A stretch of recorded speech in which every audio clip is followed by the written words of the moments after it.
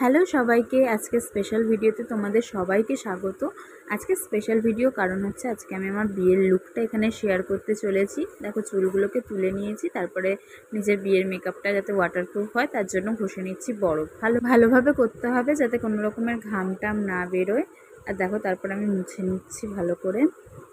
আর শুকনো ফেসের মধ্যেই দিয়ে দিচ্ছি টোনারটা ভালোভাবে অ্যাপ্লাই করে একটু ট্যাপ ট্যাপ করে তারপরে শুকিয়ে নিয়ে দিয়ে দিচ্ছি সানস্ক্রিন এবং স্পেশাল প্রাইমার। এটাকে স্পেশাল বলছি কারণ আজকের মেকআপটা আমার এইচডি করে তোলার কারণ হচ্ছে এটাই। দেখো ভালোভাবে tap tap tap tap tap করে নেবো।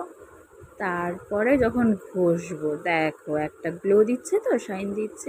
এমনি প্রাইমারগুলোতে গ্লিটার থাকার কারণে দেখবে গোল্ডেন বা সিলভার দেয়, কিন্তু না, এটাতে পুরোপুরিভাবে একটা গ্লসি লুক দেবে। তারপরে ফেসের দাগ ধাপ্পাগুলোকে সব সরিয়ে দেওয়ার জন্য করে নিচ্ছি কারেক্টিং, যেটা খুব ভালোভাবে করতে হবে।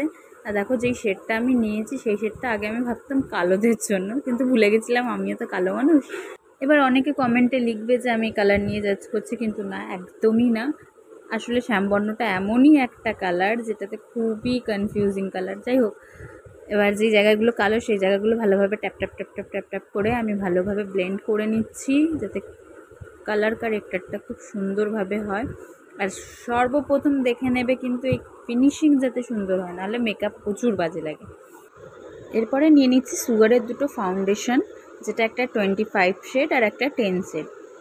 একটা হচ্ছে হাইলাইট কালার আর একটা হচ্ছে সেম স্কিন টোন কালার।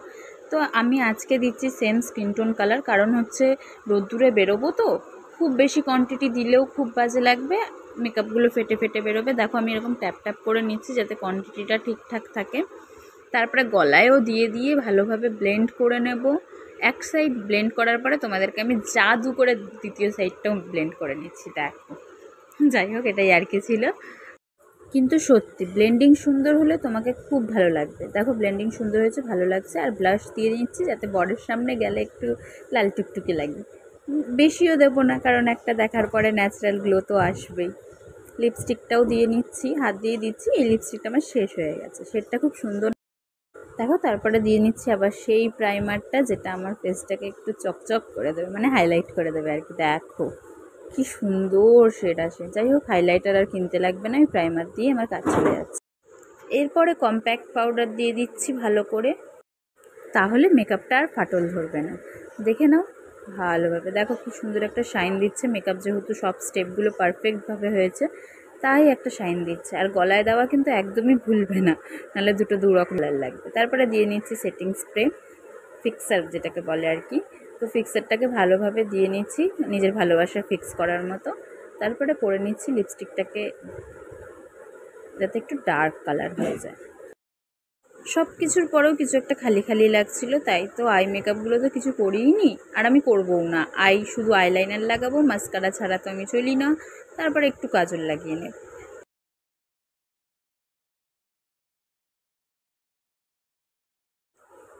তারপর আমি তাড়াতাড়ি করে চুলটা খুলছি, যাতে চুলটাকে আঁচড়ে তাড়াতাড়ি করে যাওয়া যেতে পারে। ভুলেই গেছিলাম, আইব্রোটা তো আমি ড্র করি না, কিন্তু আঁচড়ে তো নিতে হবে। তারপরে দেখো ওই পাফ হেয়ার স্টাইল। যাই হোক, পাফ করিনি, চুলটাকে জাস্ট ফুলিয়েছিলাম আর তারপরে ক্লিপ দিয়ে নিয়েছি। আর সামনের দিক দিয়ে এই আরশোলার মতো দুটো সুর বের করতে আমার খুব ভালো লাগে।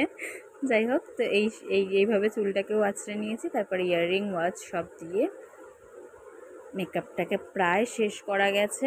তারপরে দিয়ে দিচ্ছি এই লকেটটা, যেটা ওই এক টাইমে আমাকে কিনে দিয়েছিল, গিফট বলে না। আজকে ভালোবাসার মানুষকে পেতে চলেছি, তো সেখানে আমি এইটুকু তো মানে মনে রেখে করতেই পারি। তারপরে দেখো ওড়নাটা নিয়ে আমার মেকআপটা শেষ করছি। আর হ্যাঁ, কেমন লাগছে অবশ্যই জানিও। আর এটা আমি নেক্সট ডে ভিডিও করেছি। আর তোমরা অনেকেই বলবে যে বিয়ের মেকআপ এটা কেন। আজকে আমাদের রেজিস্ট্রি ছিল, আইনত